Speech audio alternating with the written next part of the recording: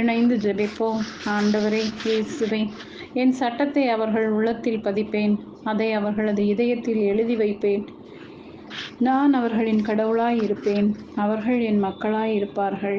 இனிமேல் எவரும் ஆண்டவரை அறிந்து கொள்ளும் என தமக்கு அடுத்திருப்போருக்கோ சகோதரருக்கோ கற்றுத்தர மாட்டார். ஏனெனில் அவர்களுள் பெரியோர் முதல் சிறியோர் வரை அனைவரும் என்னை அறிந்து கொள்வர். அவர்களது தீச்செயலை நான் மன்னித்து விடுவேன், அவர்களுடைய பாவங்களை இனிமேல் நினைவு கூற மாட்டேன் என்ற விலைமதிக்க முடியாத வாக்குத்தத்தத்தை இன்றைய வாசகத்தின் வழியாக நீர் எமக்கு தருவதற்காக நன்றி ஐயா.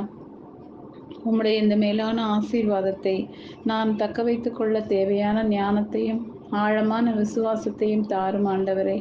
என் பாவங்களை மன்னித்து என்னை ஏற்றுக்கொண்டதற்காக நன்றி ஆண்டவரே. இனி ஒருபோதும் நான் பாவத்திலே விழாதபடி என்னை உம்முடைய கண்ணின் கருவழியில் வைத்து காத்தருளும்.